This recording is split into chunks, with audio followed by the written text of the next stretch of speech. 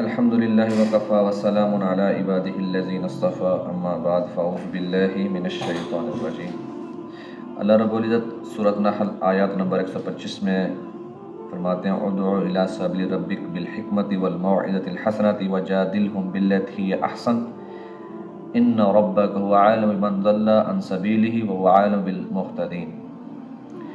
اللہ رب العزت بسم اللہ الرحمن الرحیم رب زدنی علما، یا اللہ رب العزت اپنے نبی حضرت محمد صلی اللہ علیہ وسلم کو حکم فرما رہے ہیں کہ تم لوگوں کو اللہ کے راستے کی طرف بلاؤ، حکمت کے ساتھ، اچھی نصیحت واز کے ساتھ، اور کیسے بہترین الموعظۃ الحسنۃ، بہترین نصیحت کے ساتھ، وجادلہم باللتی ہی احسن، ان سے بات چیت کرو، گفتگو کرو، مناظرہ کرو، کس انداز سے؟ باللتی ہی احسن، بہت اچھے طریقے سے، بہت بہترین طریقے سے۔ میں تشریح کرتا ہوں، تفسیر پہلے ترجمہ کر لوں۔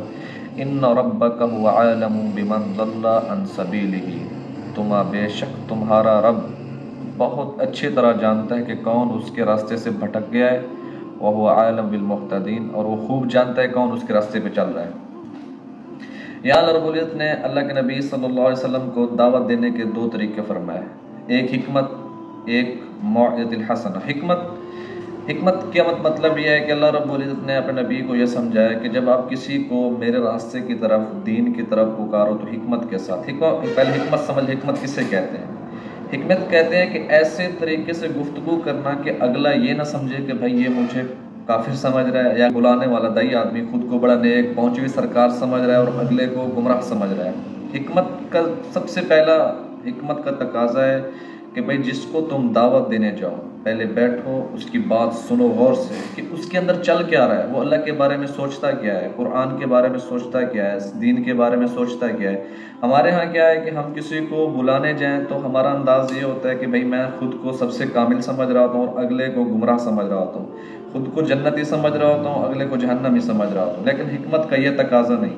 حکمت کا تقاضا یہ ہے کہ پہلے سمجھیں، اس کے سوالات کا جواب دیں، اس کے اندر جو سوال اٹھ رہے ہیں ان کو پہلے سمجھیں، سنیں کہ اس کے اندر کون سے سوال اٹھ رہے ہیں، اس کا دین کے بارے میں نظریہ کیا ہے، اسلام کے بارے میں نظریہ کیا ہے، اللہ کے بارے میں نظریہ کیا ہے۔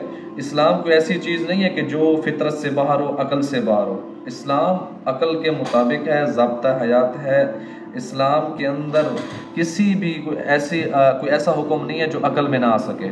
ایویں تھوڑی کہ اللہ رب العزت نے اگر اسلام کو صرف سمجھنے کے نہیں، صرف عمل کرنے کے لیے بنایا تھا تو فرشتے عمل کر رہے تھے، فرشتے اللہ کی عبادت کر رہے تھے، وہ اللہ کے سامنے اطاعت کرتے ہیں، ان کے اندر کوئی سوال ہے نہیں، وائے ان کے اندر ہے بھی نہیں۔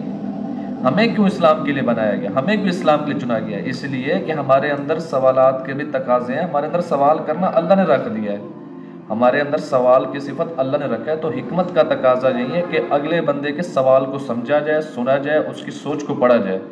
اب پھر آگے کیا کرنا ہے؟ والموعظۃ الحسنۃ۔ ہاں بھی اب سوال سن لیے، حکمت کا عمل ہے، اب اسے نصیحت ایسی کرو اگلے بندے کا دل خوش ہو جائے کہ بھائی یہ مجھے کتنی اچھی باتیں سنا رہے ہیں، بڑے پیار کے ساتھ، نرم لہجے کے ساتھ۔ والموعظۃ الحسنۃ، بڑی اچھی گفتگو کے ساتھ۔ یہ نہیں کہ جس سے تم پہلی بار ملنے جاؤ اس کو جہنم کے قصے سنا دو، جس سے پہلی بار ملنے جاؤ اسے تم یہ کہو تم تو گنہگار آدمی، تم تو پکے جہنمی، جس راستے پہ چل رہے ہو سیدھے جہنم میں جا رہے ہو۔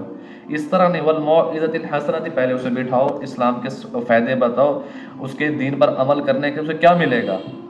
ہاں بھی اگر یہاں تک بات ہوگی کہ اچھے حکمت کے ساتھ، موعظۃ الحسنۃ کے ساتھ لوگوں کو بلاؤ۔ آگے کچھ لوگ ہوتے ہیں جو مناظرہ کرنے کے شوقین ہوتے ہیں، جو اٹھ کے سوالات پہ سوالات کرتے ہیں، پھر اللہ نے ان کے لیے بتا دیا ہے ان کے ساتھ تم نے کون سا رویہ اختیار کرنا ہے۔ وجادلہم باللتی ہی احسن۔ اب آپ کے سامنے کچھ ایسے لوگ، آپ کچھ پڑھے لکھے، جیسے آج ہمارا نوجوان طبقہ ہے، ان کے اندر سوالات کرنے کا جذبہ ہے اور بہت سارے سوال ان کے سینے میں چھپے ہیں اور ان کا حق ہے سوال کرنا۔ کوئی اسلام ایسی چھپی نیا دین تھوڑے جس میں سوال نہ کیا جائے۔ اسلام اللہ کی طرف سے دین اتارا گیا اور ہر سوال کا جواب موجود ہے، ہر سوال کا جواب موجود ہے۔ ہاں لیکن اس میں کیا ہے کہ وہ بیچارے سوال اس لیے نہیں کرتے، اگر کوئی سوال کرتے تو ان پہ گستاخ رسول کا فتویٰ لگایا جاتا ہے، اگر کوئی سوال کرتا ہے تو ان پہ صحابہ کے گستاخی کا فتویٰ لگایا، بیچارے وہ اندر ہی اندر کڑتے رہتے ہیں اور اسلام سے دور ہوتے رہتے ہیں۔ تو ان کا قصور نہیں ہے، سوال کرنا ان کا حق ہے، کیونکہ وہ ایک کسی اور ٹریک پہ چل رہے ہیں، وہ یونیورسٹی میں پڑھتے ہیں، کالج میں پڑھتے ہیں۔ اب ہم کسی سے ڈاکٹر کی دوا لینے تو ہم کتنے سوالات کرتے ہیں، بھئی اس گولی کھانے کے سائیڈ ایفیکٹس کیا ہیں، اس کے فائدے کیا ہیں۔ تو بھئی ان کا بھی حق ہے نا پوچھنا، کہ بھئی وہ ہم سے پوچھیں، بھئی دین کو میں یہ عمل کروں، قرآن میں یہ سوال ہے، قرآن اللہ کہاں ہے، تقدیر کے بارے میں مسئلہ پوچھنا، حضرت امیر معاویہ حضرت علی کے بارے میں پوچھنا۔ تو اگر کوئی ہم سے یہ سوال کرے تو ہم ان پہ ڈائریکٹ فتوے لگا دیں تو یہ ہماری ناسمجھی ہے، اور یہ اس میں ہمارا قصور ہے کہ ہم ان کے سوالات کا جواب کیوں نہیں دے رہے ہیں۔ ان کا کوئی قصور نہیں۔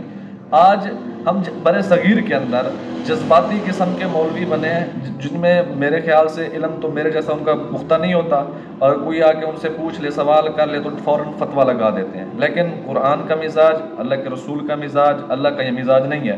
وَجَادِلْهُمْ بِالَّتِي أَحْسَنُ، وہ آپ سے سوال کریں گے، الٹے سوال کریں گے، لیکن اللہ نے کیا فرمایا اپنے نبی کو، تم ان کے ساتھ بہترین طریقے سے بات کرو، ان کا جواب اچھے طریقے سے دو۔ اگر وہ آپ کا نہ مانے تو کوئی بات نہیں، ان کو چھوڑ دو، بات کا مسئلہ ہے۔ لیکن آپ نے ان پہ کوئی ایسی زبان درازی، فتویٰ بازی یا ان کو جہنمی جنتی کہنا آپ کا کام نہیں ہے۔